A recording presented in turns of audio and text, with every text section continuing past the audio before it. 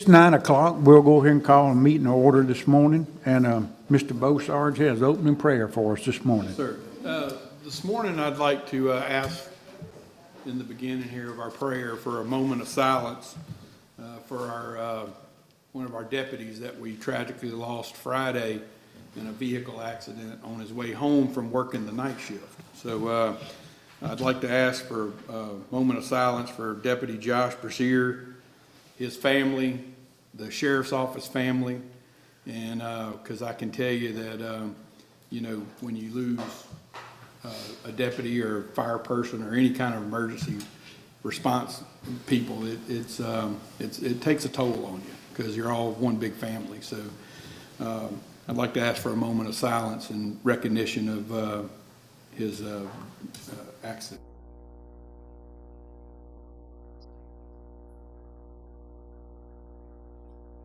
Father, we come to you today asking for your guidance, wisdom, and support as we begin this meeting.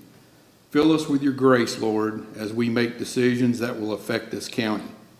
Continue to remind us that we do what we're here for today, and all that we accomplish is for your glory. We ask these names and we ask these things in your name. Amen. Amen. Let's stand for the pledge, please. I pledge allegiance to the flag of the United States of America and to the republic for which it stands, one nation, under God, indivisible, with liberty and justice for all.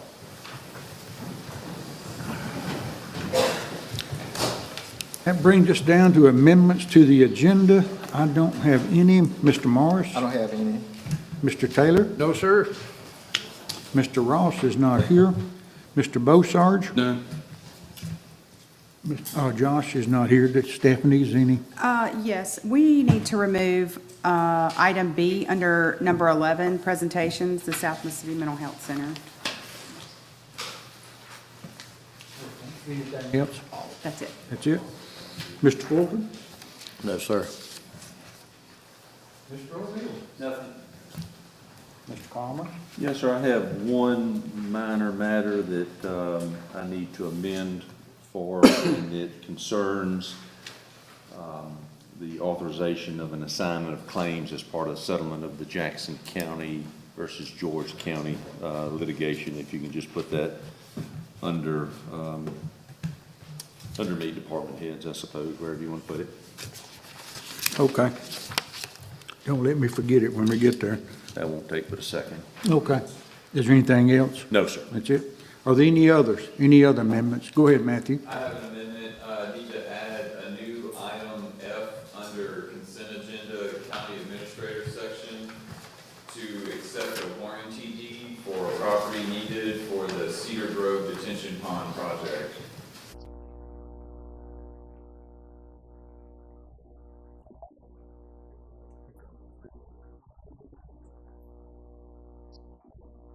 Could I get an order approving the amendments to the agenda? I'll move. Have a motion by Mr. Taylor, Second. a second by Mr. Morris. All those in favor say aye. Aye. Opposed, no. That brings us down to general public comments. Is there anyone here for general public comments this morning? Anyone? All right, very good. Could I get a motion to approve the consent agenda as amended? Have a motion by Mr. Beausarge. I'll second. All those in favor say aye. Aye. Opposed, no. All right.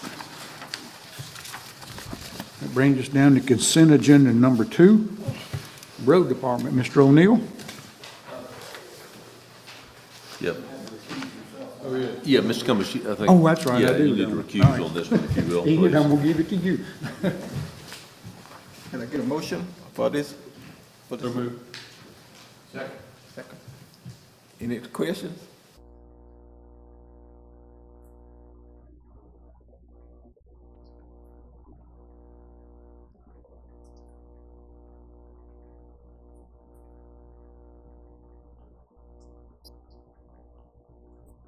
All right, that brings us down to department heads. Finance, Ms. Wells?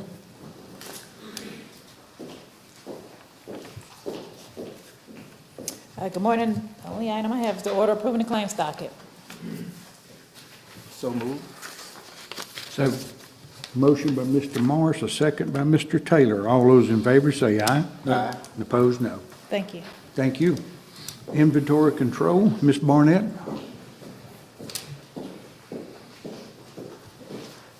Good morning. I have two resolutions. One, approving the donation of of vehicle lights and a siren to the George County Sheriff's Department. So moved. Have a motion by Mr. Beausarge. Second by Mr. Taylor. All those in favor say aye. Aye. Opposed, no. All right, the second resolution declaring Sterling tractor, truck, and trailer King hydraulic tail trailer surplus property and donating that to the city of Ocean Springs. Okay. I'll make that motion. I second it. Second by Mr. Morris. All those in favor say aye. Aye. Opposed, no. That was a tongue twister, wasn't it? Yes. Thank you. Office of Emergency Services, Ryan, come on up. I know Earl's not here this morning.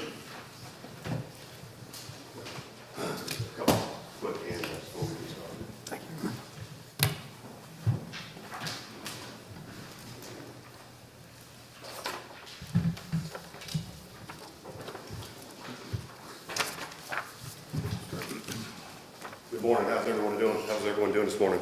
Good. So, real quick, what you have in front of you is a letter that was sent by the State Rating Bureau to Fort Bayou Volunteer Fire Department back in 2010. And unfortunately, that letter never made it to our office until last week. And so that letter there states that a fire station needs to be put somewhere around the old Fort Bayou Road, Wolford Oliver Road area. All right, but unfortunately, there's no county-owned property right there, but there is some county-owned property just about a half a mile from there, back to the west at Old Fort Bayou, excuse me, to the east at Old Fort Bayou Eglin. All right, which is, if you look up on the screen, that's a zoomed-in overview of that piece of property that the county currently owns. That was owned by the volunteers back in the day, and they deeded that property to the county when they dissolved. So where we're going with here is that, you know, this has been a part of our long-term plan, putting a station out here in this area. I'm gonna come back out of the zoomed in drawing there of the map of that parcel, and I want to go into the large-scale overview of where our stations are. So if you look at the map, obviously everything south of Fort Bayou is Ocean Springs.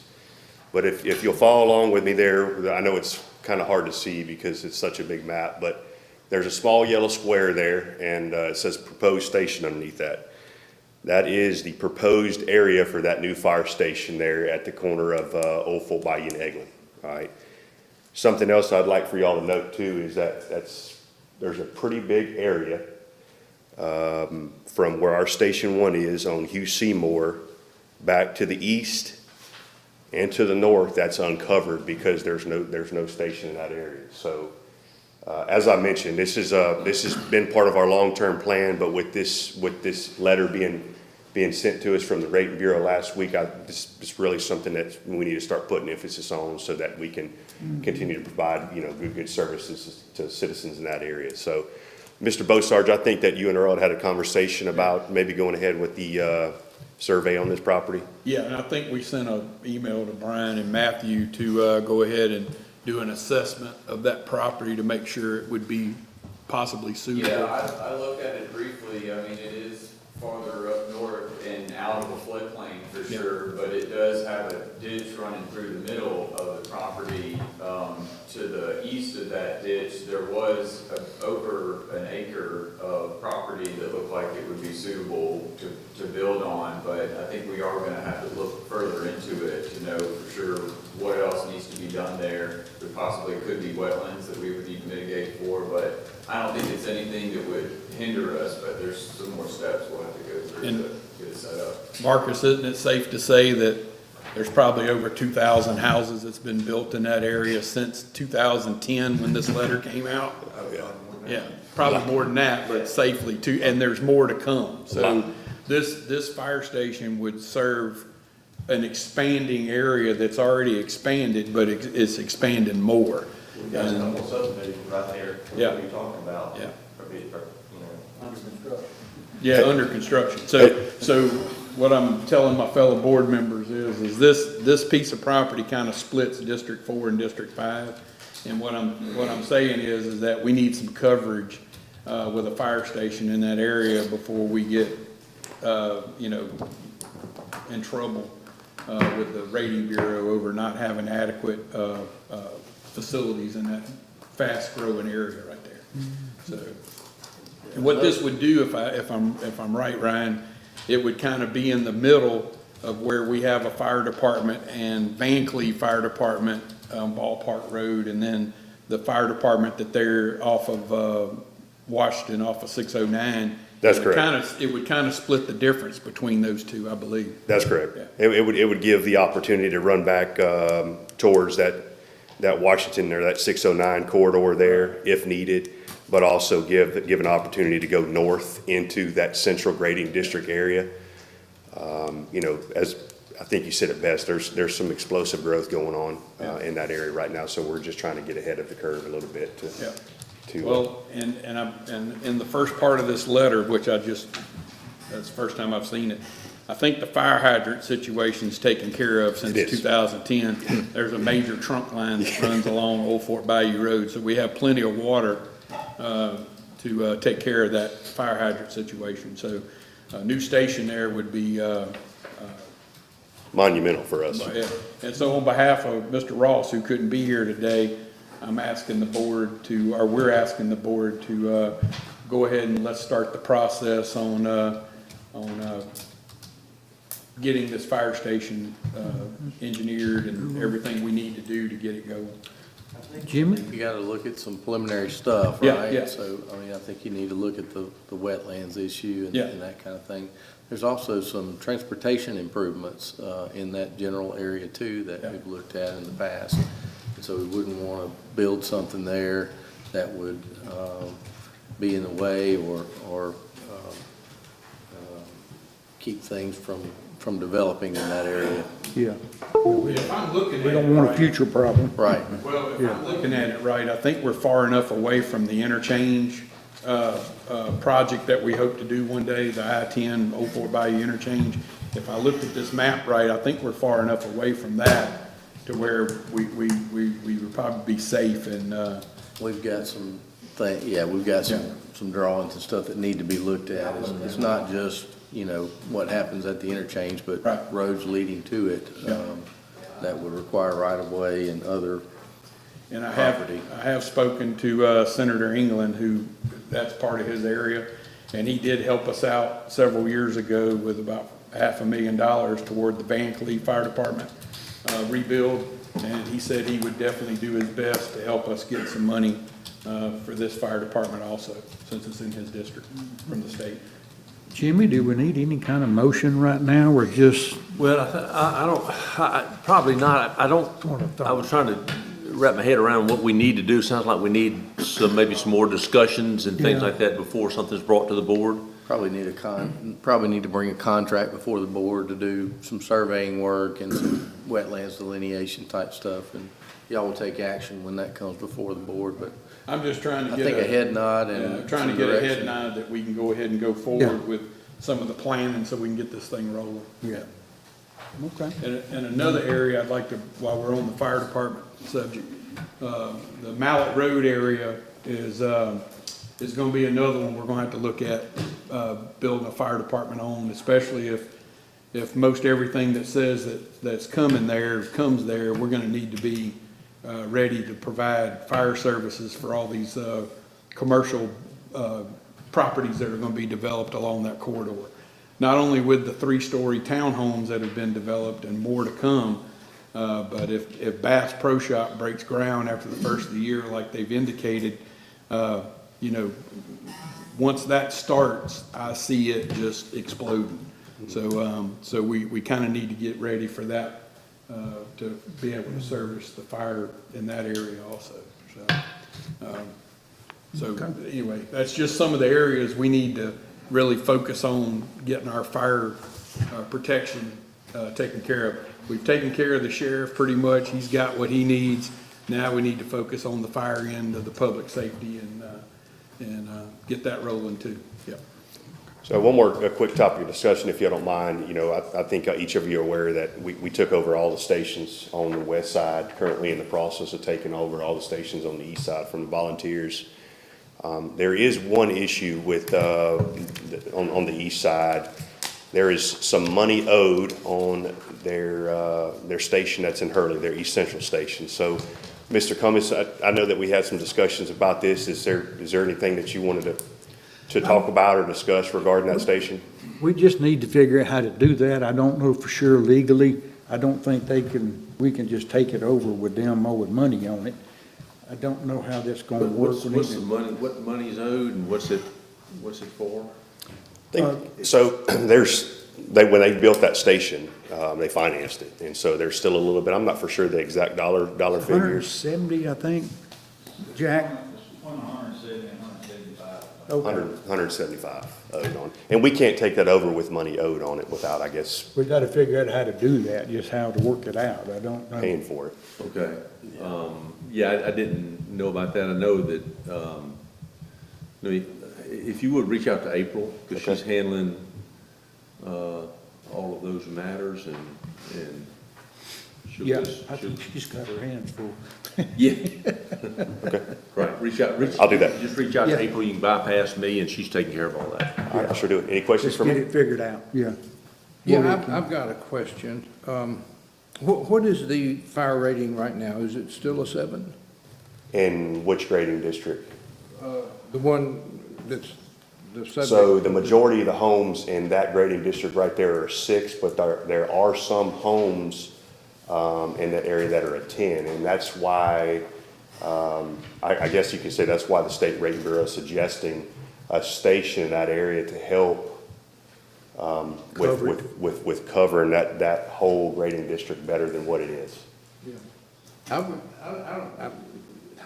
I got a little confused. You are not here, so I understand you have no knowledge of it. But on March the 9th, this says we requested something that could end up improving the fire rating district out there. And then they responded with several suggestions. In the beginning, you said this letter never made it. That letter never made it to our office back then. So that begs me to ask, why the heck didn't we follow up on that letter 15 years ago? And I know you were not here, you have no information, but I don't accept the fact that we never followed up, whatever that's Earl worth. wasn't even in that position 15 years ago. Earl wasn't even in that position 15 years ago, so. The first time that either me or Earl, have seen that letter was last week, and so that's why we're, trying to move on it right now. Okay, not a big deal, just curious. Okay. Okay. Any other questions for me? Thank you Thank very you, much. Ryan. Appreciate it. Yes. All right, let's see. We have a minutes to public health, several of them, but they are not till 10:20, so we're gonna bypass that. Since we're on department heads, can I do this Yeah, resolution? go ahead. Yeah. That'd be fine. Yep, so, as part of the settlement of the Jackson County versus George County case involving mental health, one of the terms of the agreed settlement order was that George County and Singing River Mental Health were going to assign to Jackson County an opioid claim that Singing River Services had. And there's also this issue of the claim that was set forth in the state auditor's August 2023 letter to the insurance company. What was that, Josh? A couple of $1 million, a claim for some misspent funds. I received last Thursday or Friday a signed copy of the assignment that I had prepared, and wanted to go ahead and get that approved by this board, because Judge Dickinson wants this case dismissed, and with this assignment, other than just a couple of minor cleanup matters with some vans and maybe a couple of other little things, this case is basically settled. So with this assignment, then we need to go find a lawyer that'll sue the insurance company to recover what funds we can recover, if any, from the insurance carrier for Single River Services at the time. So I have a resolution of the Board of Supervisors of Jackson County, Mississippi, authorizing Barry Compass, President, to execute the assignment of claims. And if the board will approve that, we can get this case dismissed in the next day or so. I'll report to Judge Dickinson that we're all done. Okay, sounds good. I'll make that motion. Have a motion by Mr. Beausarge, I second. a second by Mr. Morris. All those in favor say aye. Aye. Opposed, no. Thank you. Thank you. Marcus? Yes. Number 10, that one's easy, isn't it? Yeah, number 10, we actually canceled that one. Okay. I spoke with Supervisor Ross on this, and he was good with pushing it to December. I do believe that they may show up at 10 o'clock to try to carry on with this, but we've already sent out notices to the property owners to let them know that the hearing's in December, and a lot of these people in Gulf Hills will show up for this. So what happened was they didn't pay the court clerk for the transcript. Okay. And they didn't get it in so we could get it to you guys, and so we just decided to move it. Yeah. You know. Okay. All right, sounds good. Thank you, Marcus. Yes. Up next, we have some presentations. First one is a resiliency plan update. Jennifer Ziegler and Neil Schaefer. There we go. How you doing this morning? I'm good. How are you? Doing great. Sorry. Thank you. Thank you, Matthew. Thanks for having me. It's so nice to be here to give you guys an update on what we're doing with the Jackson County Countywide Resiliency Plan. So we're just going to do a little bit of a review of the approach. I know we've already discussed it, but it's been a little bit, so I just wanted to give you a review of what we've been doing, talk about the progress updates, and then talk about the next steps. So as you remember, the approach to resiliency, we're looking at where exposure, sensitivity, and adaptive capacity come together, and that is going to help us identify the vulnerability. So exposure is the presence of people, assets, and ecosystems, and where they can be adversely affected by hazards. Sensitivity is the degree to which something can be impacted. And then we've also got adaptive capacity, which is where there is the ability to withstand some of those hazards. So what we're doing with the resiliency plan is we're looking where all three of these intersect to look at vulnerabilities and look at where we can improve and strengthen some of those across the county. For the countywide resiliency plan, what we've been doing is we are going through a set of steps in order to come up with resiliency priority and actions, which is the main goal and the deliverable for this project. And throughout the entire thing, we're doing stakeholder engagement. So prioritize an actionable set of adaptation and resiliency strategies that consider the vulnerability of Jackson County's people and assets and are linked to existing plans that the county and the region have, the county's priorities, and where the county wants to develop. It will help us identify a roadmap to strengthen the county's resiliency across different infrastructure areas. So a countywide resiliency plan can help improve coordination and collaboration across departments and between municipalities within the county. It can also save the county money in the long run if you're looking at a specific way to approach different actions and projects.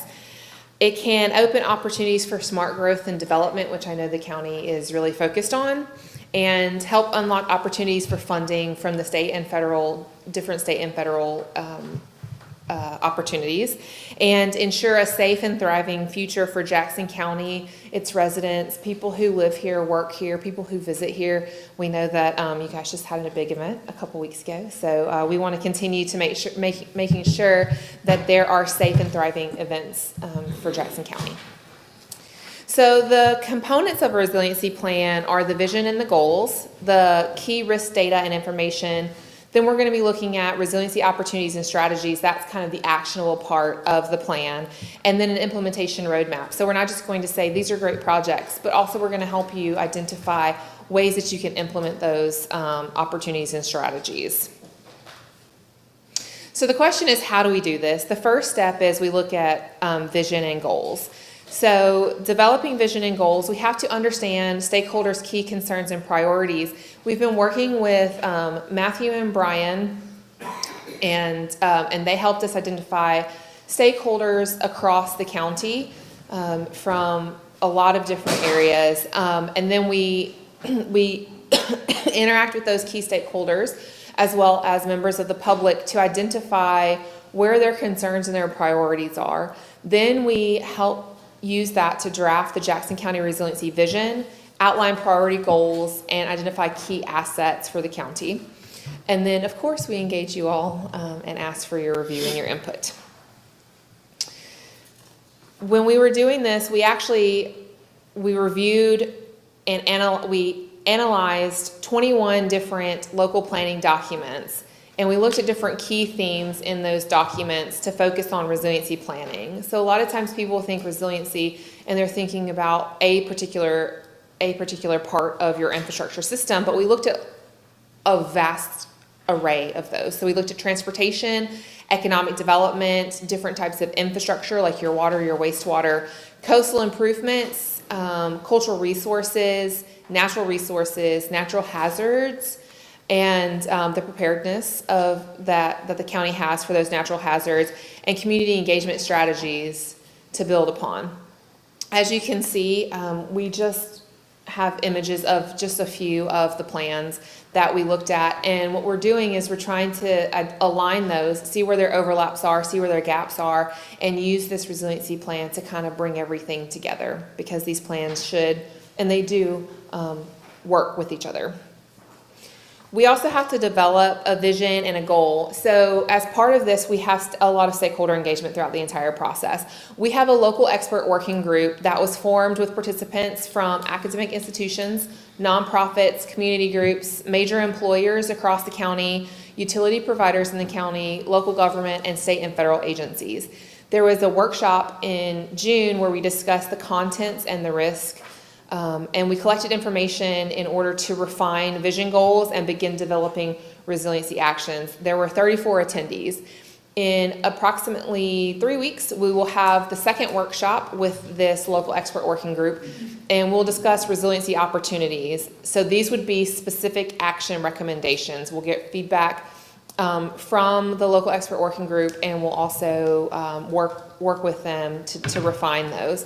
And then in early 2026, we're planning a third workshop where we're going to talk about implementation strategies. So resiliency opportunities are what could we do, and implementation strategies are specifically what can we do on the ground. So they're just a little bit different. We also have public stakeholder engagement, like I talked about, and this has been refined actually since we started the plan. We had a series of 4 public meetings to gather community input and to inform residents about the planning process.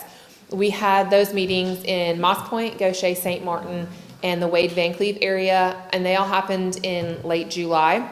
There were 39 community members that attended, and the community input was gathered to help inform the plan development.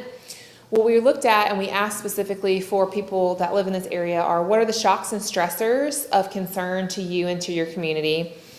What access to services and resources do you have, or what are some identified needs to those? We asked about the future of the shoreline. Obviously, it depended upon where we were as to the answers that we got for that one. And then we talked about resilient growth across the county as well. We are planning a final rollout meeting that's going to be held in the spring of 2026, kind of at the conclusion of this, so that the public knows what the result of this planning action was. After we look at the vision and goals, we look at the vulnerability and risk assessment. So what we do is we use spatial analysis and community and stakeholder input to look at these vulnerabilities. We've partnered with a research team at Carnegie Mellon University that's already doing work in the area to model compound flooding risk across the county. So compound flooding risk is where you have rainfall, river, and then storm surge from your coast. So you've got all these different parts of flooding that can come together to create compound flooding. Which, as you know, you live here, is an issue in Jackson County, and it's not unique to Jackson County, it's across the coast. So this information is going to be used to inform specific resiliency opportunities and priorities, and it helps us understand which strategies could work best in which areas. So for instance, these are two different 10-year simulated flood events. One is primarily driven by coastal flooding, and one is primarily driven by runoff. As you know, if it's just raining, but the tide is out, you have a different flooding mechanism than if the tide is in and the river is up and it's also raining. So we're looking at kind of all these different combinations as we move forward. One of the things that I think we'd like to get from you all, and maybe this is better for you to think about it, we can share the slides with you so you can think about it, is input from you all on the goals and the objectives that we're going to go over. And these are draft, so they're subject to change, and this is one of the things that we're going to be talking about with a local expert working group.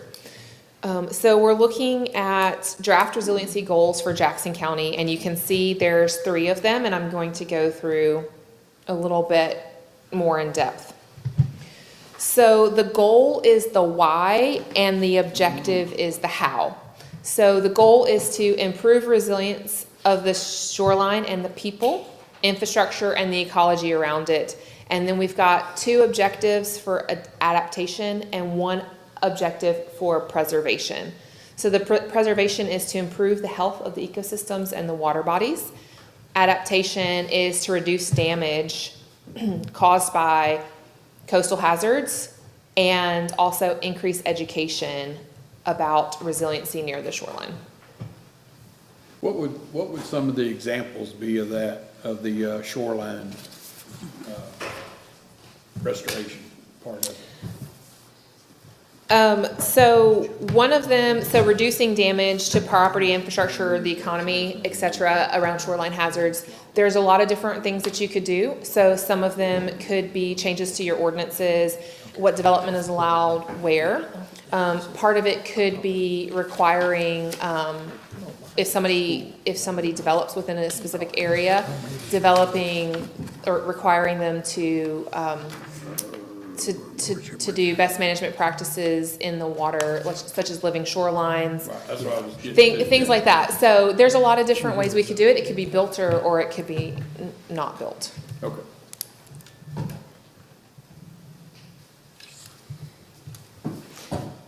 The second goal is to strengthen access to resources and services for Jackson County residents before, during, and after extreme events. We all know extreme events happen and they happen and we don't have any control over them. All we can control is what happens to our residents and to our infrastructure before, during, and after.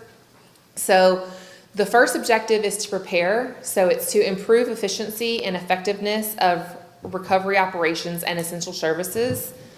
And then we've got 2 for support, and 1 is to strengthen community understanding of current and future flood, heat, and other hazards.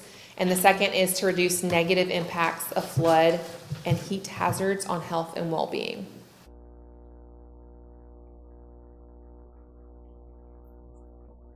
So this is it's not about overlapping with your emergency management, but rather thinking about how the county can support a more coordinated and widespread essential service provision that households can access. Something like cooling and charging centers, which we see in other areas.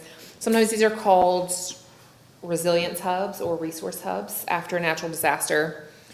So an analysis could help us identify the most vulnerable neighborhoods and that have the least ability to access some of these services, and then help you all pinpoint where you can expand some services. So this would be in conjunction with emergency management. It would not replace anything that emergency management is currently doing, but it would be to enhance some of the things that they are doing. Another objective might be about public green space. When we talk about green space, I know that the county has a lot of public green space, and how can we look at some of that and help with things like heat islands or flooding hazards? How can we utilize those already existing green spaces to enhance our resiliency in other areas? Sorry. The third goal is to guide safe and strategic development and economic growth. As we all know, economic growth is extremely important to Jackson County. And you guys have a long-standing history of having fantastic economic growth, and we don't want to hinder that. We, in fact, want to help you enhance it. So we've got two kind of buckets of objectives: grow strategically and then connect to opportunity. So for growing strategically, it's about improving attainability, quality, and connectivity of housing, and then also enabling safe and resilient development, which I know that you all support. That's very easy to see through a lot of the things that you all do. And then connect to opportunity. So increase resilient building and maintenance education at the household, community, and business level. So that's that education component. Strengthen economic resiliency at the county, community, and business level. And improve transportation redundancy, connectivity, access, and choice.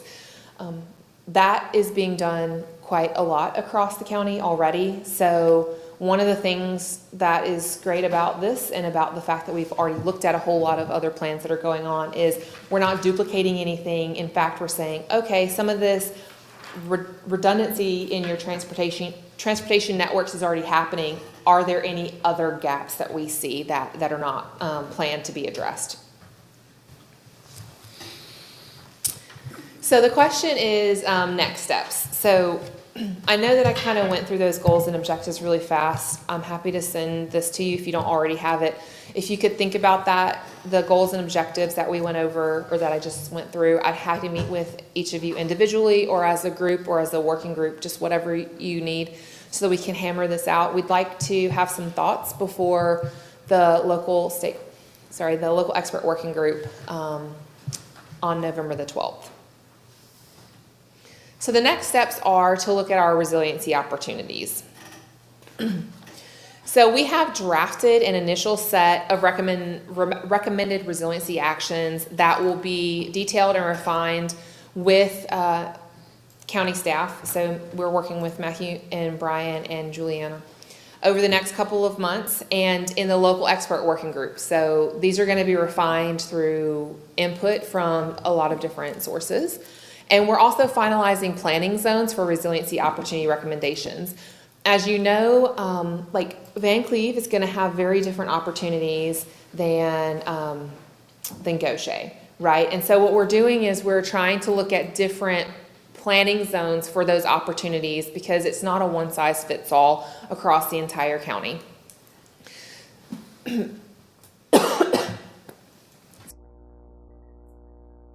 I recommend certain set of strategies for the northern parts of the county where they experience a lot of rainfall and riverine flooding, whereas on the coastline that experience more of the coastal surge and your tidal flooding, you're going to have different actions.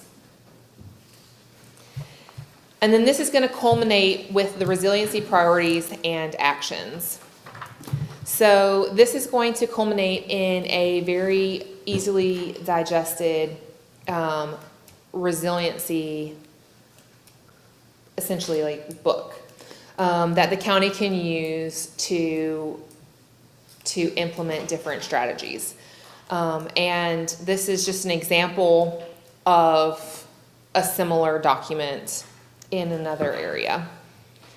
As you can see, there are very specific actions or very specific goals and then actions under there. It's kind of difficult to read, and then also has a timeline with it.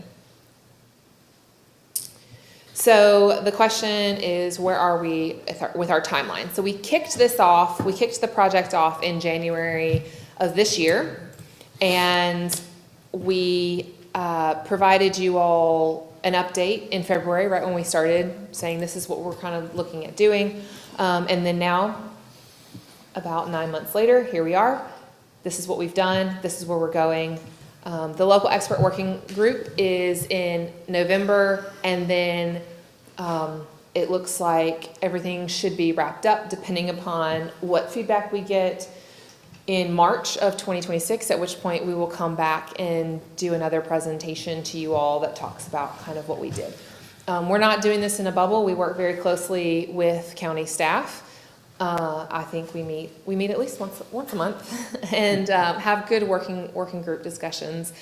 And so we'd welcome any feedback that you all have or any questions that you might have, but we're really excited to take all the research and data that we've collected, all of the feedback that we've gotten from different experts, members in government agencies, and the public, pull everything together and really help you create a roadmap to create a more resilient Jackson County, not just to flooding or coastal hazards, but also looking at things like transportation networks and water wastewater networks, your economic development, things like that.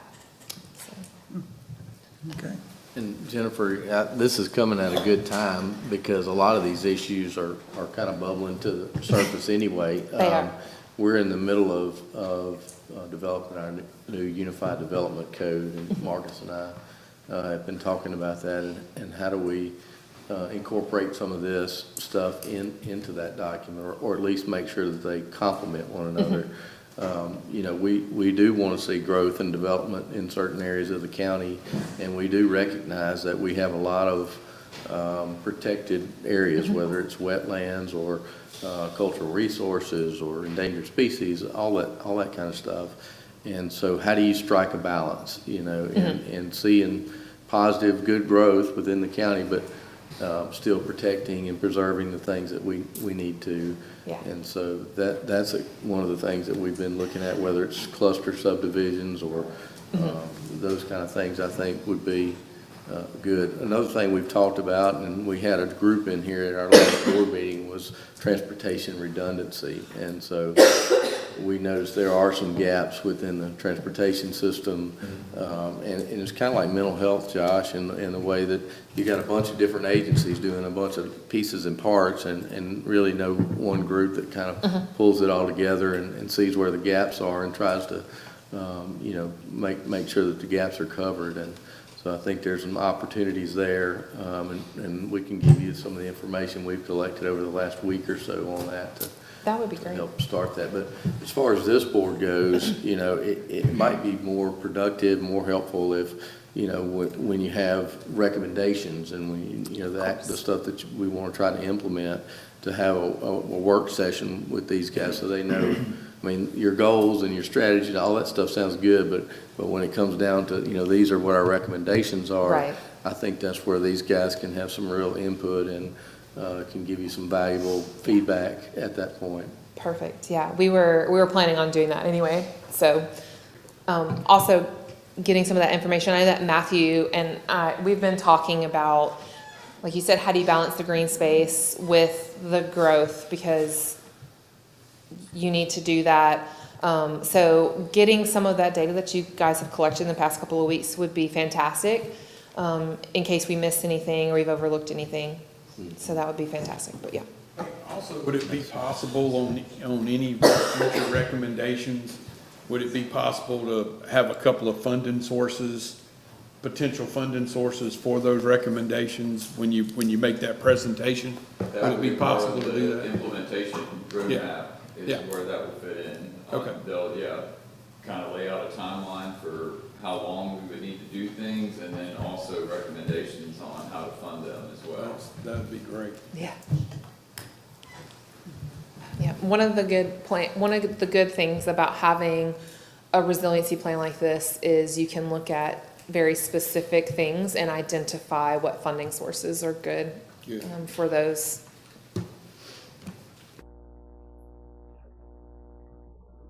Good. Awesome, Thank y'all. We appreciate it. Thank you Thank for the y'all for being here. opportunity.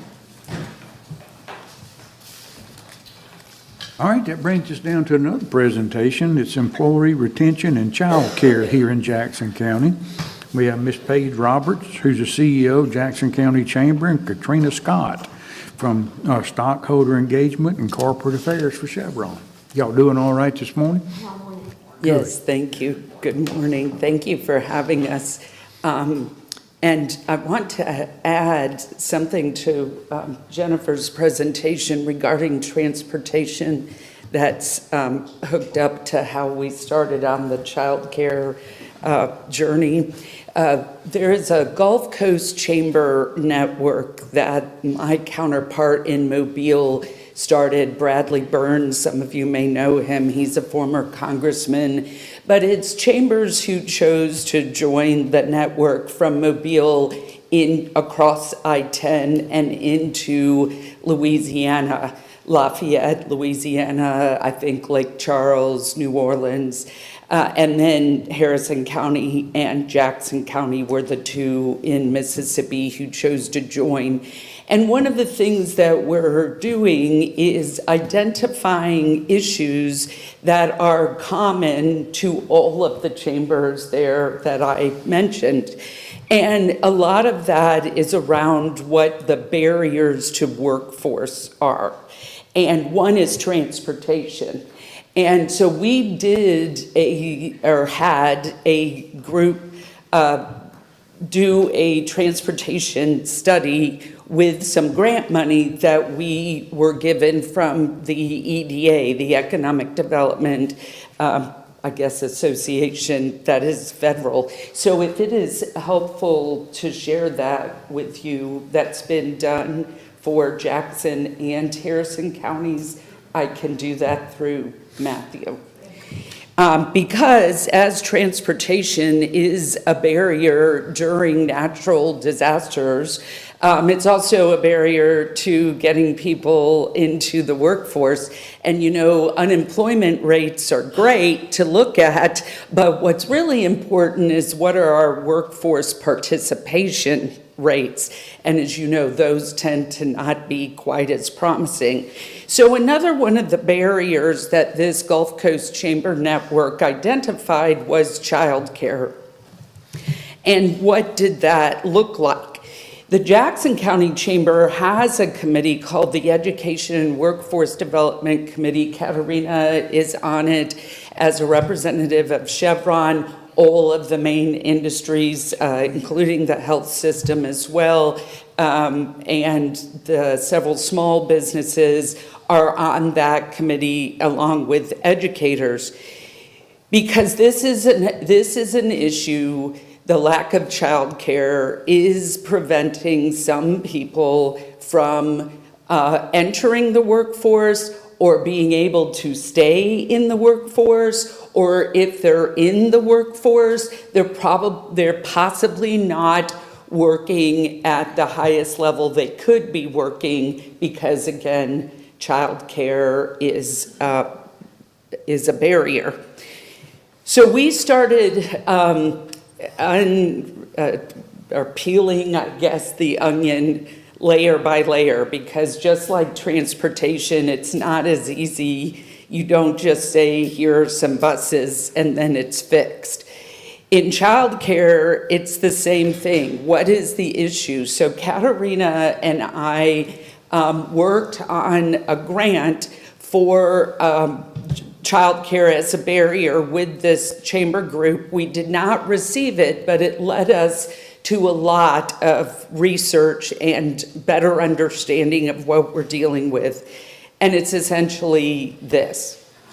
There are a lack of seats for childcare, for kids to fill in the childcare world.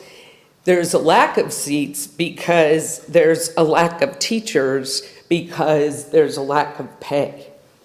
And just to give you an idea, the pay in Jackson County, The median range for childcare workers is $9.30 an hour to $14 an hour. Most people, according to the Wynn Job Center, won't even take a job for less than $15 an hour, and this is $9.30 to $14, which equates in salary dollars to $19,344 a year to $29,000 a year. So we're starting then to look at, say, from a community college standpoint, if they are offering early child care learning programs like the one in Goche did for MGCCC, well, they don't offer it there anymore because they can't justify the expense of a program if the graduates of that program are not actually going into that field. And they found that those students were taking jobs at Starbucks and other places because they make more money than what we just described. So we're running into several challenges in this barrier.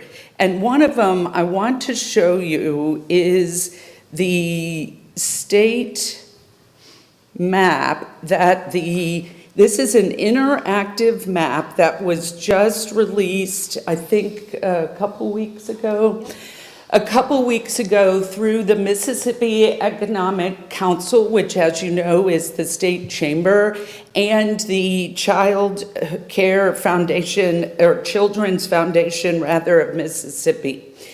This map shows you, here is Jackson County. These, all of this green, the shading of green, you can see goes from how much seat is there for the children who are in need of childcare. So a 1-to-1 is what you're looking for. Jackson County is at 0.58 is what this shows, which you can see where the arrow is in the children's section. So according to this map that they have put together, we have 58% of the seats that we need for the children in need. Now, they have used their numbers based on the number of kids from birth to age 5. When we worked on the grant, I used numbers, they're using the census numbers, I used the census numbers, but I also took into account the number of single parents, and it shows single mothers and single dads. By the way, Jackson County's single dad number has increased since the last census, meaning that just a dad taking care of the kids. So this isn't just a situation where we have the moms that are dealing with this. So we extrapolated that we needed that we were short 1,600 seats. This map shows that we're short 3,200 seats. So whether it's 1,600 or 3,200, it's a really big number. And that means that we don't have the child care seats that we need. And so what do we do? The first thing we did was Katerina and I created a child care council. We put together stakeholders and we were meeting every other month. During that time, January, March, and May of this year, we realized that the child care owners and providers were not able to attend the meetings because they have to be in their buildings with the children by law. There's only a certain amount of time the owner can or director cannot be there. So Katerina and I visited 16 of the 35 or 37 centers that we have in this county. And that's how we came to some of these numbers. Katerina, would you like to share where Chevron has been? You want to switch sides? Yeah, sure. So we're looking from an employer standpoint, how can we help the folks that we have at the refinery and across the industries, particularly in Jackson County. And when you look at the county, you have a higher concentration of the child care centers that there are there in the western part of the county rather than the eastern part of the county. And so when we looked at all of these child care centers, what we're finding is that a lot of them are just, they own one business. And while they have a love of childcare, they don't necessarily have the business acumen to make it a financially viable business. And so we're seeing some close because they're just not able to make the numbers crunch. What we think would be advantageous is if we can find providers who have the quality childcare we need, but also have the business acumen to sustain themselves to open more franchise-type businesses. We've identified 2 in Jackson County who are doing a good job and have the desire to expand, but they're looking to expand either west into Harrison County or north into George County, which also have a great need, but that's not helping us here in Jackson County. So what we've looked at from the industry perspective is potentially duplicating a model that Chevron has in Midland, Texas, and it would be a couple of the larger industries coming together to work with a third-party child care provider to build a center from the ground up. And the way the model works is that each employer reserves a certain number of spaces for their employees. If the space is being used, the employee pays tuition like they would at any other child care center. If the space is not being used, the employer pays the tuition to make up the difference. So it's a guarantee that their business model works. And so the thought there is if we can take care of our own employees, they have somewhere reliable to send their children, and it also opens up spaces in the rest of the community for those who also need childcare options. Where we're at right now in that is we have a couple of employers who are at the table with the same provider that Chevron uses in Midland. We're kind of in a situation of finding a piece of property that would be viable in the east part of the county to build the center. Katerina, how do you decide where to put it? I know this is a big county. Yeah, for us, because some of our other partners are Singing River Health System, potentially Ingalls, potentially Fairbanks Morris, when we look at where the majority of our employees lie, it's in Jackson County, Mobile, or George County. So we're looking at the eastern part of the county where it would be a direct shot for people coming into work and be convenient for them. Okay. Is this kind of like a public-private partnership? Could it be a private? I don't think it's got any public dollars in it. No, it doesn't have any public dollars. I mean, it could be to the sense of if there's a piece of property that's maybe publicly owned that could be. That's what I was thinking. I was thinking if we had a piece of property that we could donate to the cause, that would, if we can do it, it'd be something. Maybe not, lease or something. Something like that. Yeah. Maybe. I think the good that it would do Most definitely. is well worth us jumping excited to get involved and help, even if that meant building something.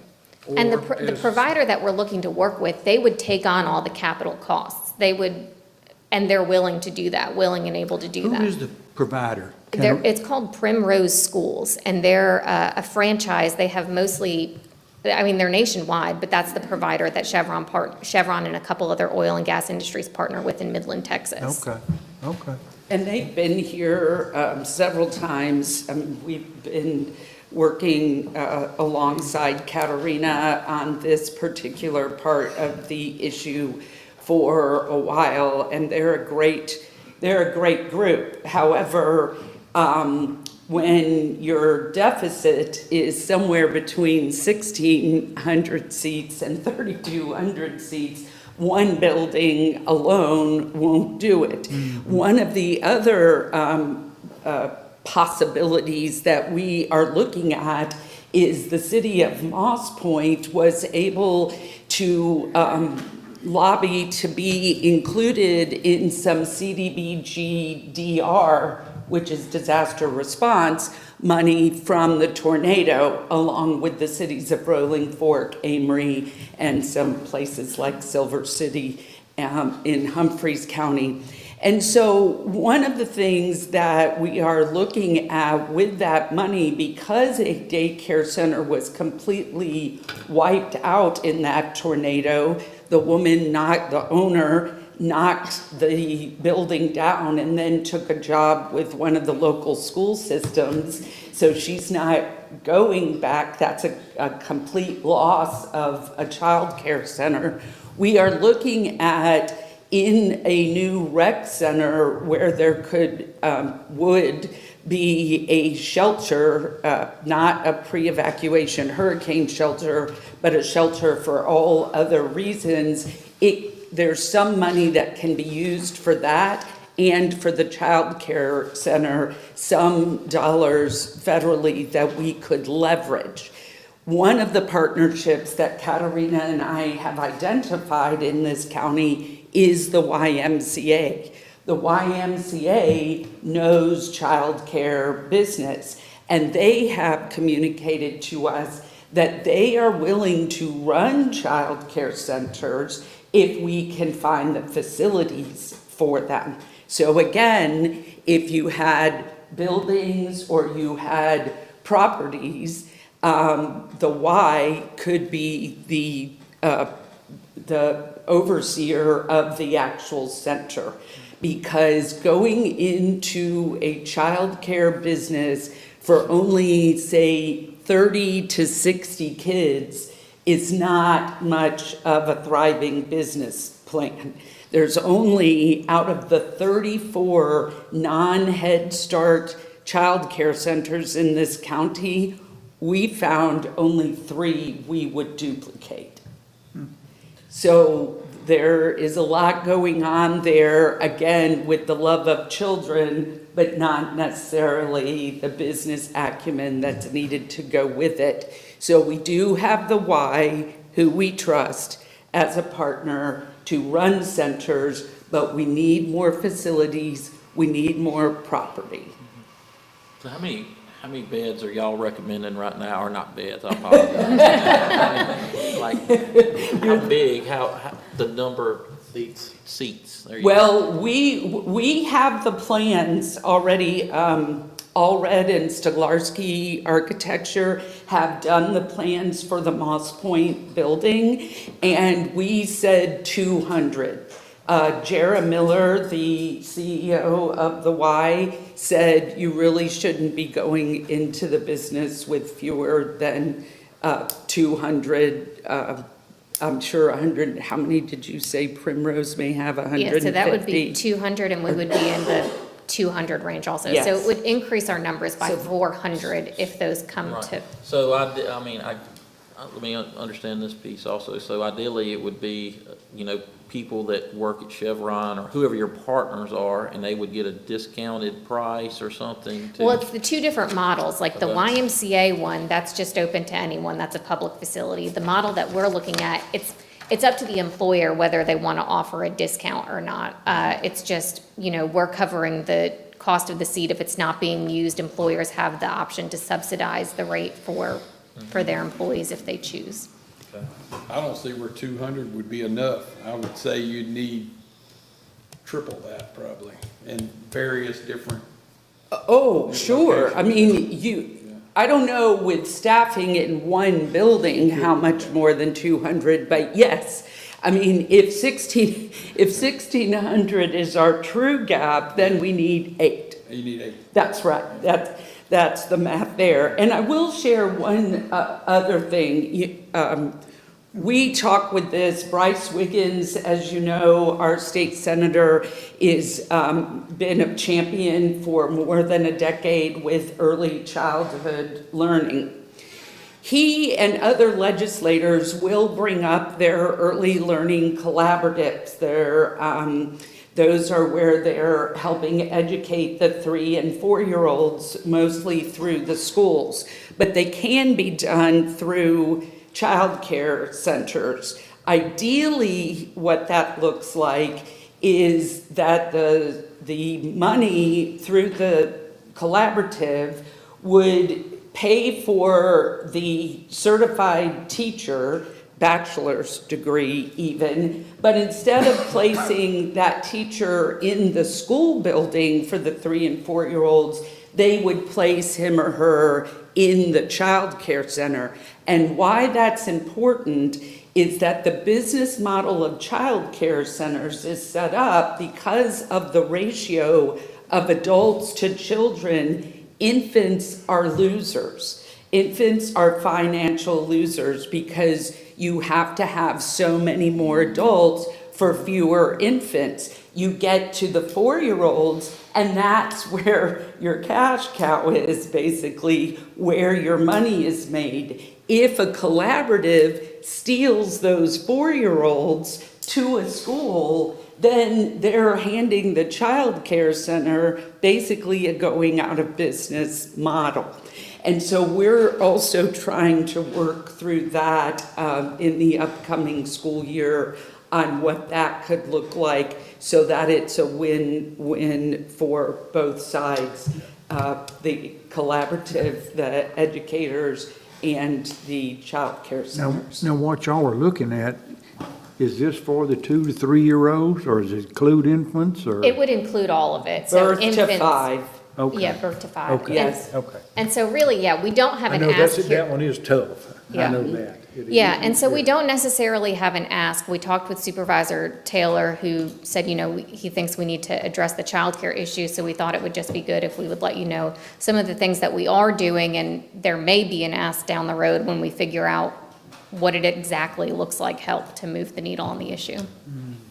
Can you see a very large facility, just say somewhere along Jerry St. Pay Highway to serve Ingalls with its extremely large population of workers? Yeah, there could be, right? Ingalls is one of the employers that we've been working with on this, and it gets a little tricky when you have defense contractors because what they're able to do is not the same as a private corporation. But so we're working through that. We're also looking at the model. You may have read about it, but Toyota has, and again, they're a private employer, but Toyota up in Pontotoc County, they have just built and are going to open on November 3rd a child care center for their employees there on their property.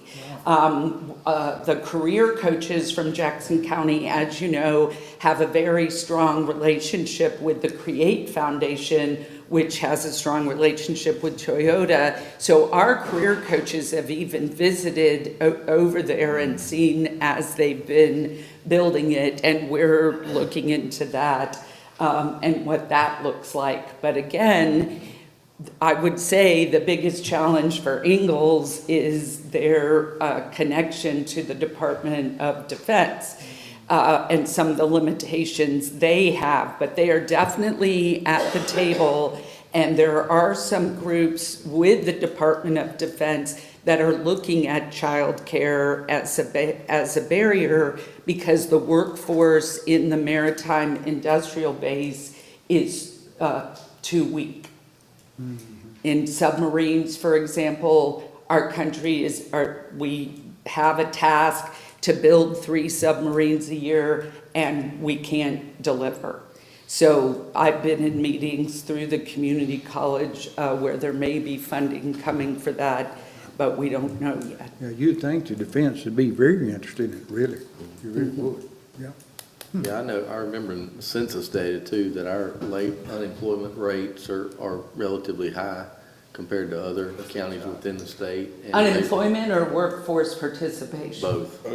Ours is about 57%, I believe, which is better than the state, but that still leaves 43 that It's we just don't. hard to kind of imagine because you think of Jackson County and all of the jobs that are there and available to still have a high, or relatively high unemployment rate or job participation rate, something's wrong. And Correct. so That's whether it's right. childcare or. Yeah, that's what I would say, childcare. One of the programs, yeah, it's childcare, and quite frankly, I believe we need some career coaches at the level past, there's career coaches in the high school, there are career coaches in the community college, where I think there needs to be some sort of career coach, and we wrote a grant for this with the Chamber Network, and again, didn't get it, but that would be somebody who went out and found those individuals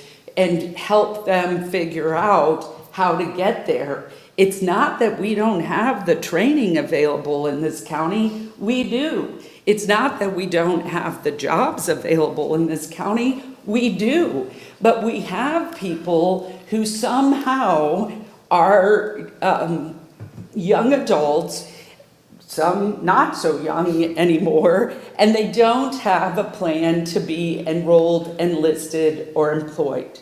And I would argue that those are the people that we are finding who cause violent issues like we saw last weekend, like we have seen in places across this state and across this country. So we need some mechanism, I agree, Brian, to finding these people, helping them figure out what their barriers are, and helping them overcome them.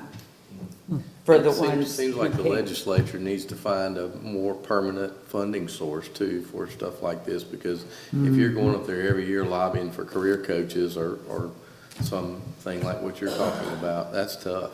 Well, career coaches in the high school level are now set within the budget, within Accelerate. So right now, we don't have a fear around the high school career coaches. I think the community college does theirs. I think we need some more, whether it's through Accelerate. I think there needs to be somebody who is focusing on the group. We tried to host a meeting for them, and nobody showed up. And by nobody, I mean zero. Wow. It's hard to find. It sounds like you're on the right track as far as some private investment too, because I don't think you can depend on the public to do it all, but I think the public could help. But the private investment, they have less obstacles in the way than the public side does. So I think the private investment could take it and run with it, and then maybe in this case, the public side backs it up with some laws or whatever it would take to do that. But I think in this case, private investment's gonna have to run with it, and we can support that, I'm pretty sure. Yeah. Hey, Jay, have you been up to the Toyota plant to see how that plan went through? Because when I was up there, it was going through, but Yeah, we just got them. You're talking about the architectural plans? Yeah. Yeah, we can either have it so you stop by and see them, or I can email them to you. Paige, let me ask you, is there any, if you could hypothetically place 1,000 children today, is there any data that would show what the economic output may increase? I'm assuming that data is available. Yes, I don't have it by county, but the MEC has it. The MEC has been working alongside the U.S. Chamber of Commerce, and it's quite a few zeros of gain. Yeah. How does this work with like Head Start? Which part? Program. Well, go ahead. Yeah, it's separate because.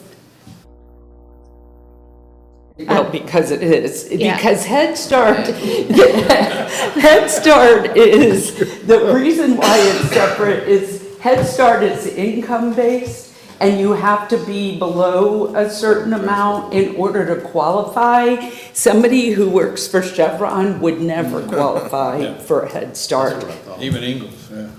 Yep. Yeah, most of the time Ingalls, correct. And I mean, Yes. just for, because everyone's shocked when I say it, because people don't know if they don't have young kids anymore, it's $11,000 a year per child for childcare. It's expensive. It is. It really And there are some waivers, but there are, issues with that too. And so, there are 34 non-Head Start centers in this county, child care centers, and I think there are 5 Head Start centers. And Head Start would most likely also be a part of the Moss Point building as well, but that is strictly on income base. Sure, okay. Long-term, we have plans to take down the Jefferson Street building, and, Head Start is in there. Yes. And so there may be some opportunities to build a newer facility down the road. And something like that, we might could. You can combine, that's what the Y and Community Action of South Mississippi are talking about in relationship to the Moss Point area. They have their Jefferson Street location, but this location would be downtown, behind the public safety buildings. Okay. I wonder if the Jefferson Street location would be a better location, or just an additional location. It would have to be additional because the rec center plans includes 3 basketball courts that are actually also pickleball and volleyball. But the reason why it's 3 is because we're working with the sports tourism guy from coastal Mississippi, because there is a dearth between New Orleans and Foley, Alabama, to host basketball tournaments. And so Moss Point wants to claim that niche, and it makes sense. So having the shelter and the child care center be a part of this one building is how the federal government likes to use the CDBG-DR money, so that it's not just a shelter by itself. They like it to be multiple things. Correct. Yeah, okay. So we'll have that money to leverage. We just don't know how much yet. Okay. Thank y'all. Thank you. Katerina? Thank y'all. Thank y'all. Brian, what you got on your action item? Have anything today? Really? Okay. I'll come on down to supervisor items. I have a resolution appointing Linda Pierce to the Jackson George Regional Library Board, and I'll make that motion. Second. Have a second by Mr. Beausarge. All those in favor say aye. Aye. Opposed, no. Enid, I believe you have a couple of things. Yes, I have a resolution accepting the resignation of Robert Dubose Jr. from the Jackson County Planning Commission. I'll make that motion. Okay, I'll second. All those in favor say aye. Aye. Opposed, no. Thank you. And I have a resolution to appoint Ms. Loretta Jennings to the Planning Commission Board. I'll make that motion. Very good. I'll second. Okay. Have a motion and a second. All those in favor say aye. Aye. Opposed, no. Good. I have one, if I may. Yeah, go ahead, Ken. I wanted to not necessarily announce, but the Graveline Road Bridge in Goshen is scheduled to be completed and operational roughly the second week of November. And it's a pretty big deal over there, and I'm curious and even suggesting that we might want to have a ribbon cutting. Okay, sounds good. That one's been coming along for a good while, hasn't it? Yes. Yeah, it's good to be nearing the end of it, Ken. Thousands of people had to detour for a couple of years. Yeah. Randy, what'd you say? I said I told Mr. Ross I'd handle his. Okay, go ahead, Randy. He would like to appoint Chase Glisson to the Guff Hills Lighting District. He'll make that motion. Okay. I second. Have a motion and a second by Mr. Morris. All those in favor say aye. Aye. Opposed, no. All right. I do have something I want to add on District 5. Go ahead. Since Josh was here, since Melissa's here, in reference to the deputy that got in an accident Friday and died, I'd just like to make sure that anybody from the sheriff's office that needs our assistance, you know, we make sure we go out and get it for them, you know, because when you lose a member of your sheriff's office like that, any public safety type person, it weighs on those folks, and a lot of times it's hard for them to ask for help. I know I've been there and done that. So, so just please, if any of them reach out to Human Resources, please take care of them. We will. Yeah, okay. All right, thank you. Okay. Marcus, it's 10:20. Yes, sir.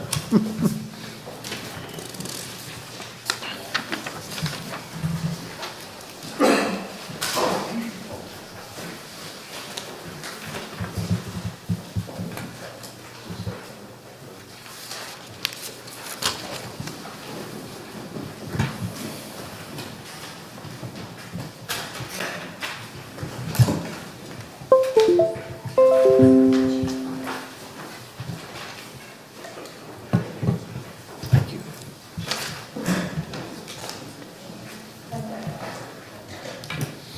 Thank you, sir.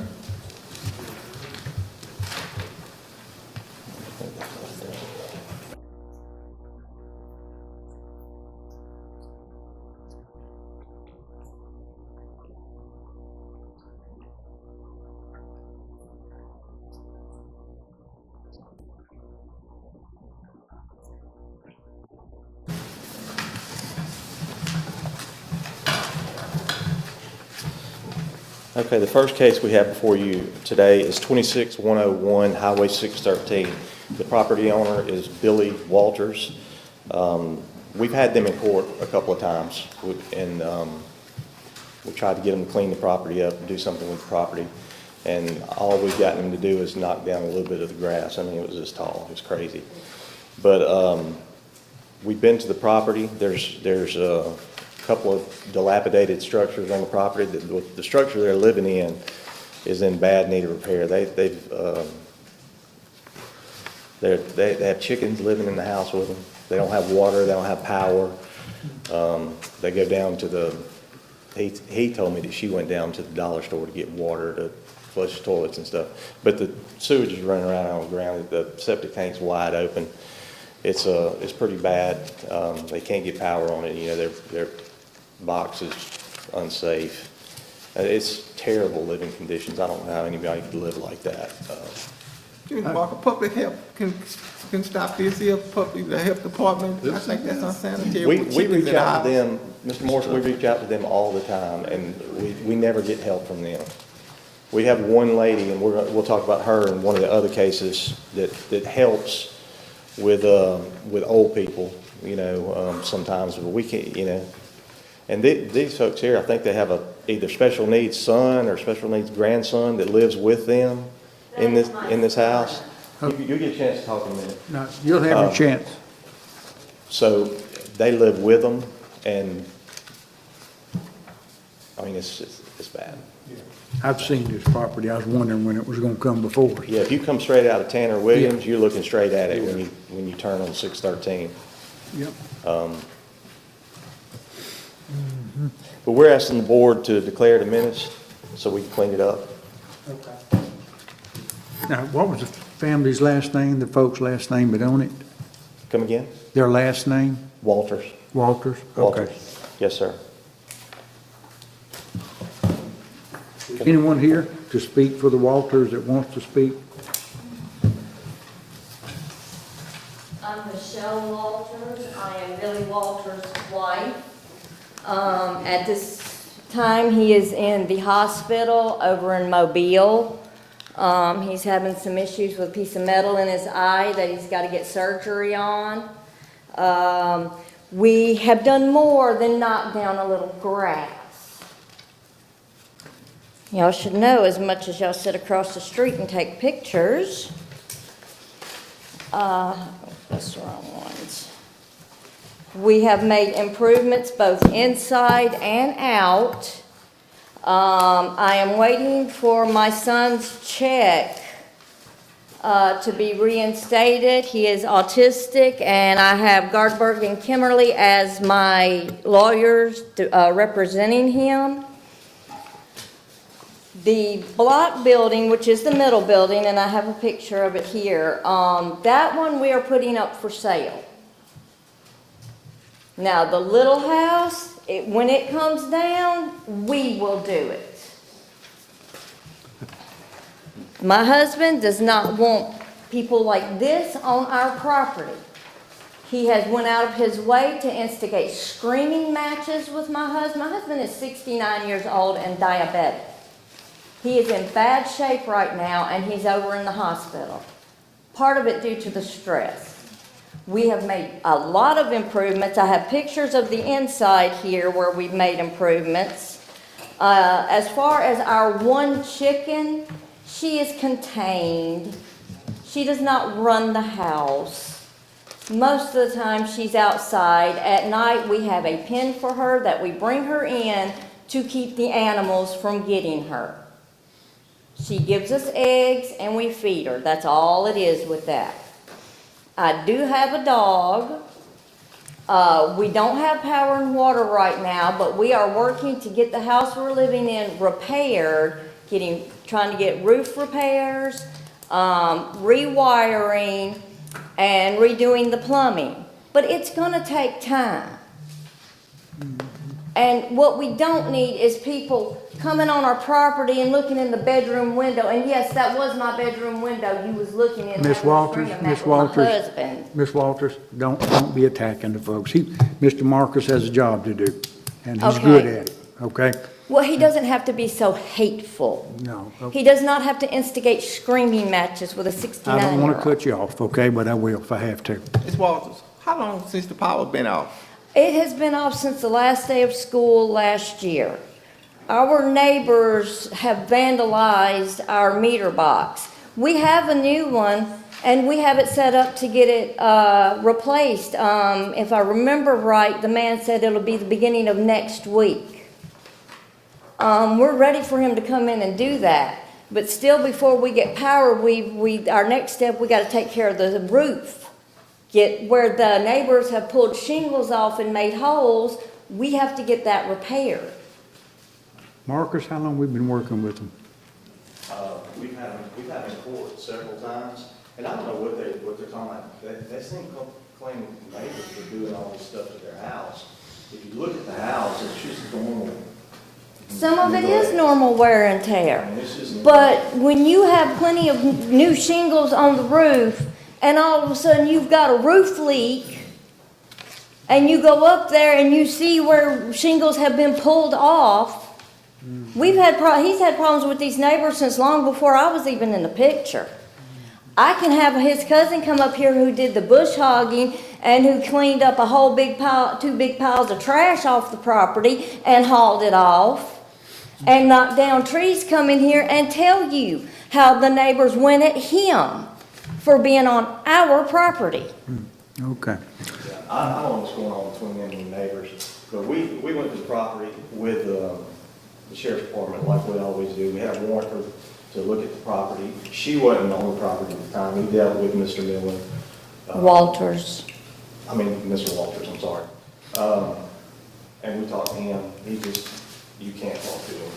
Definitely talk to him. Okay. How long have y'all owned this property? This property has been in my husband's family for 57 years. Okay. Is there anyone else here to speak for all this? No. With you? Right, and my son is at school and my husband is in the hospital. Okay. Okay. All right. We appreciate you coming. Marcus, anything else? No, sir. That's all on this one. Okay. All right. Was this house damaged in Hurricane Katrina? I don't know about Katrina. I know Hurricane Zeta busted a couple of our windows that we had to get repaired. We've had her in court a couple of times trying to get them to do something with the property.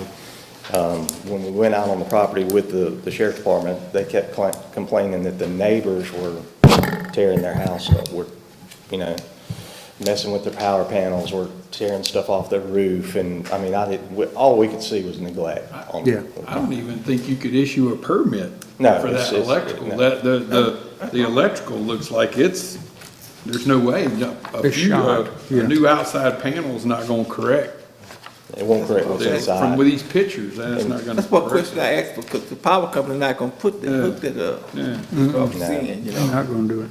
Okay. You really have to see these properties I mean, pictures just don't do it justice. Don't do it you know. justice, that's correct. Okay. All right. Anything else? No, sir. No, sir. Okay. I'm gonna make a motion that we declare it a menace to public health. I'll say. I have a motion, and a second by Mr. Bossarge. All those in favor, say aye. Aye. Opposed, no. Thank you. The next one, 1025, Marcus? I think so, yes, sir.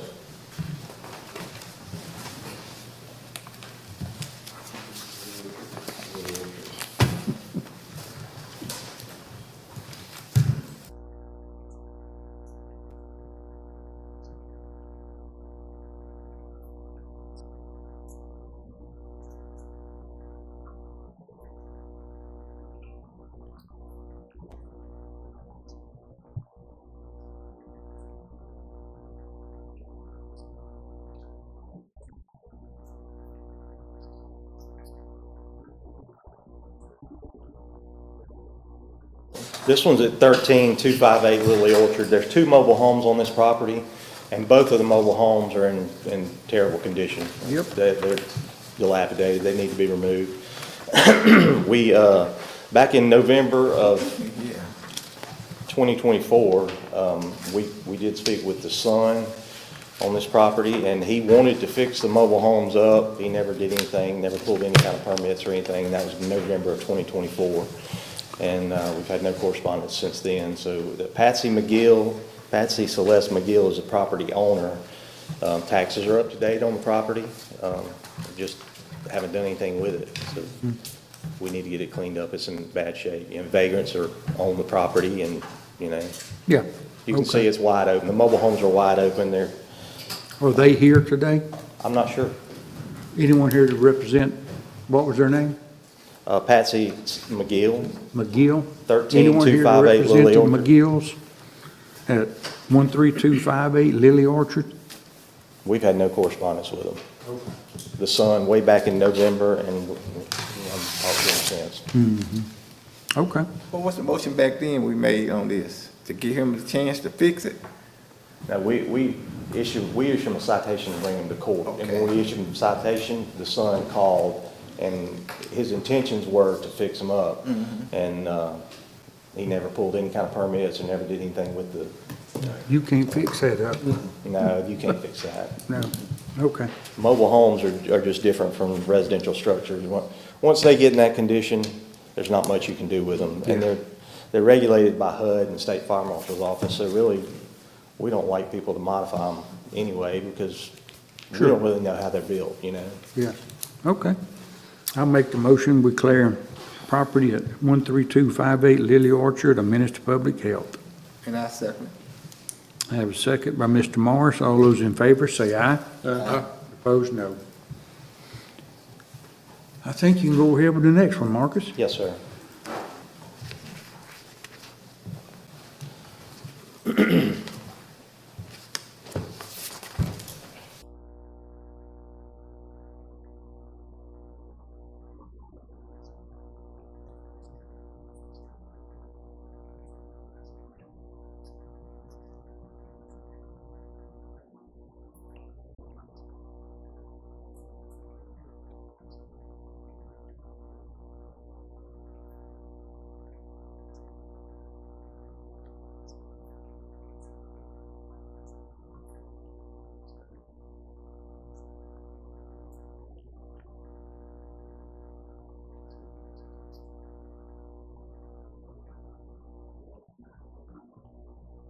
This one's 7009 Beech Nut Lane.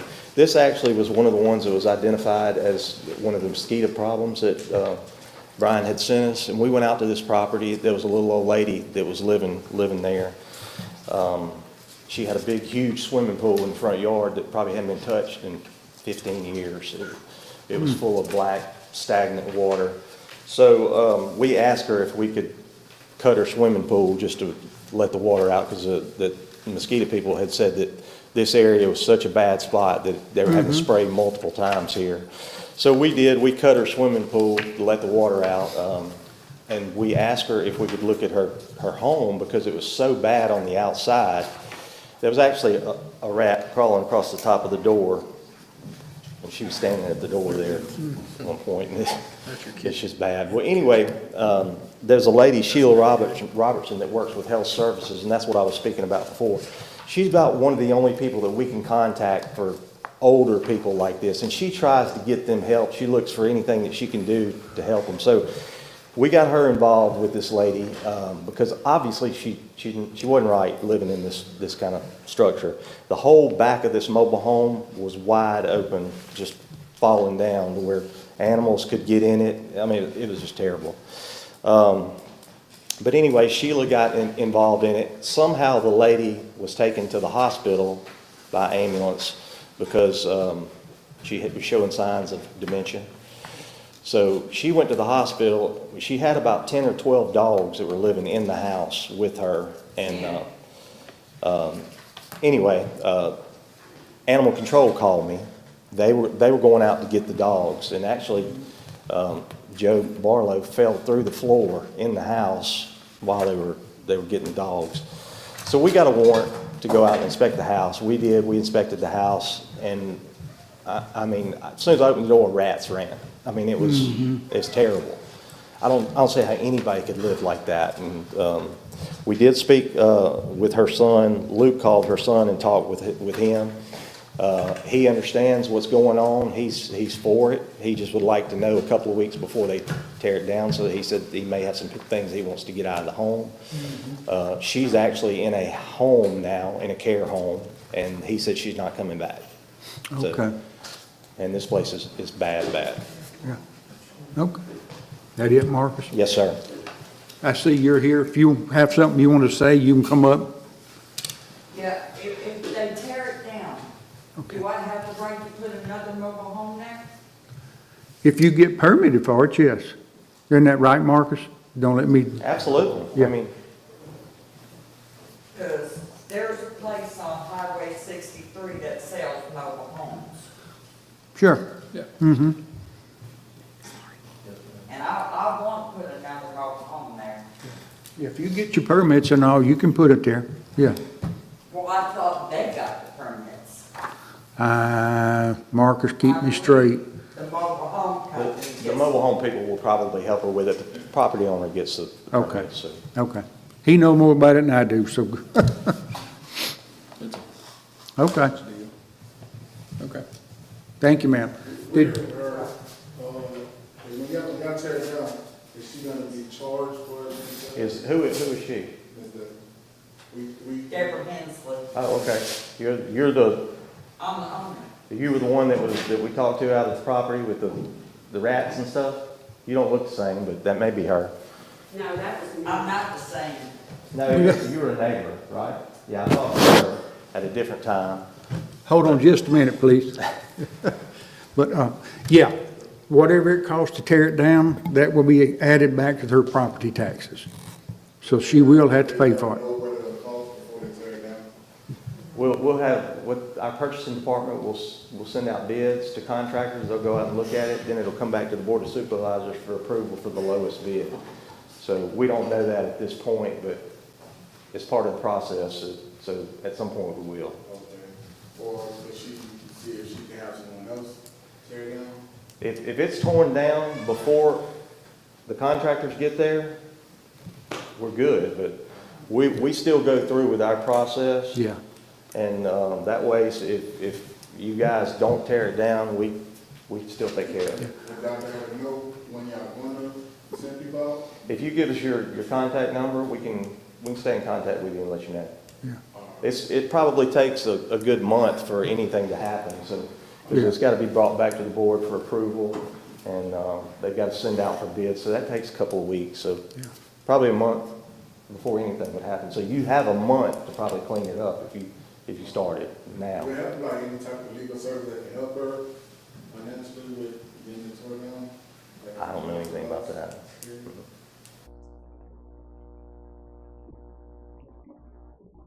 Have been concerned, will she have to pay for the tearing down?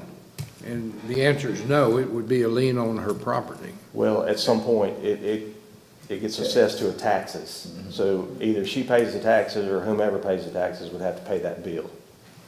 I was told, by mail that I had no taxes. You might not because of your age. You may still pay a small portion, but I think at some point, I don't know the deal on that. Brian may know more about it than I do when you're Yeah, she probably 65. qualifies for special homestead exemption at the values of the if that exceeds the value of the property. She Okay. probably doesn't, but this lien will be at, you'll have to pay that. Yeah. Yes. Yeah. Yeah. You will have to pay the cost of the demo. At some point, it will be assessed to taxes that you'll have to pay. So if she wanna pay him the lien, is it a one-time fee or is it gonna be broken down in years? That would be a one-time fee.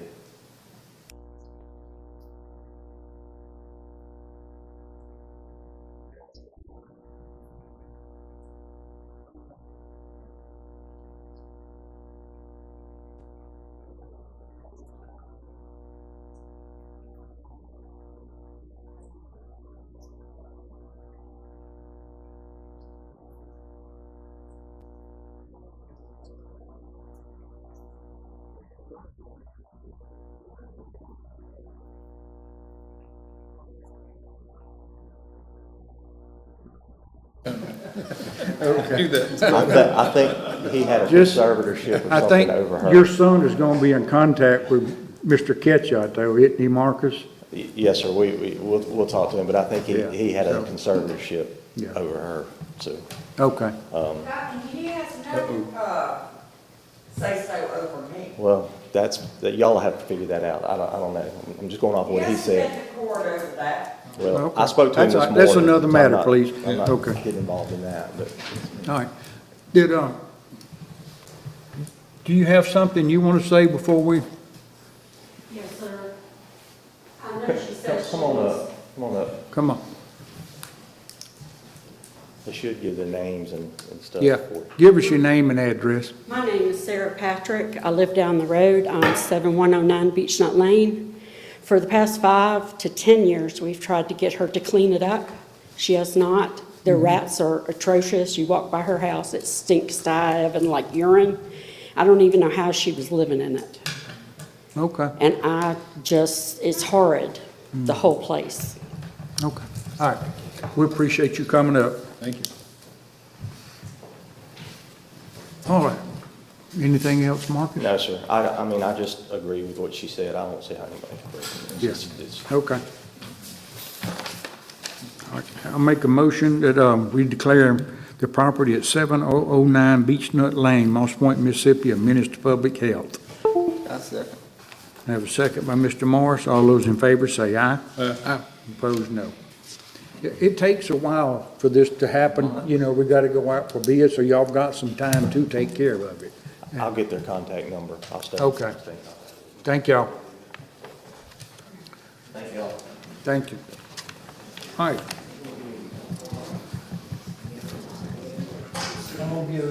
A minute, let them move on out. I got somebody we need to recognize now. You can have those, so you can see what we're dealing with.